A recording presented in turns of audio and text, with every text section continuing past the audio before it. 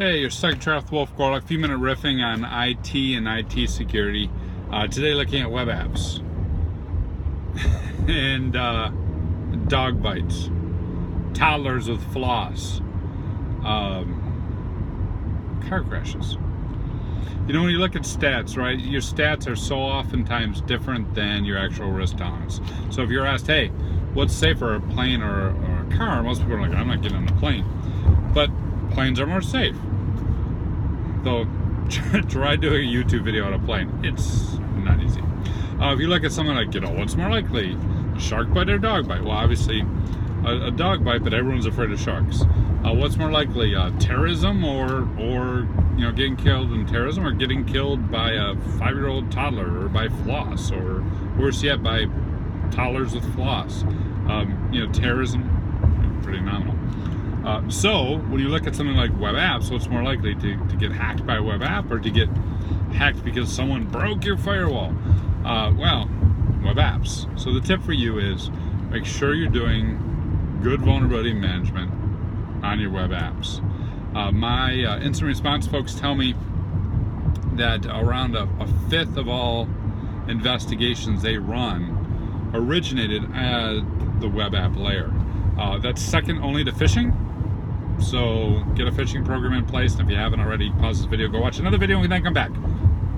Okay, now I can play. Around one time in 5, the breach starts at the attacker breaking the web application. Some people put that number much higher. I saw a one threat intel report that put it in 2 out of 3. Right? So it's very, very frequent. It's very, very likely. And it makes sense because we've done a pretty good job hardening firewalls. We've done a pretty good job hardening servers. Here's the problem, though. If you're running vulnerability management, if you got a vulnerability management program,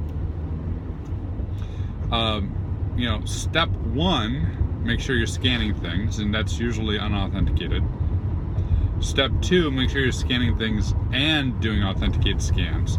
But step 3, don't forget step 3, which is now start scanning your web applications, because those are the vulnerabilities, at least from an external perspective, that criminals are more likely to attack, right? Those are your dog bites. Those are your car crashes. I really need to stop saying car crash when I'm recording a video in a car. But those are the ones that get you into trouble. And so oftentimes with vulnerability management, either we're not scanning for those, right, at all, which is bad, or we're scanning by just pointing the URL, but not doing any crawling or doing any sort of authenticated scan in the application, which is just as bad, right? Yes, we'll tell you if there's a flaw on the main page, but the main page is usually like a splash page and a welcome, right? If you got a full application, you got to be scanning through some of the application logic, doing some spidering of the application, and finding out those weaknesses. So scan for vulnerabilities, not only in systems, but also in web apps. And of course, if you're a manufacturer, bonus, check for your industrial controls and operational technology, which is also probably rife with vulnerabilities. Whole another video.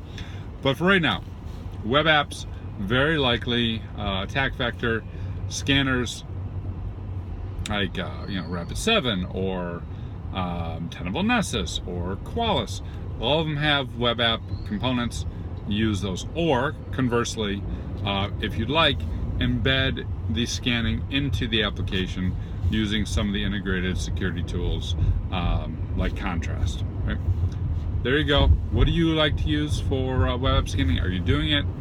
Any pros, cons? Comments, social media. Hit me up. Cheers.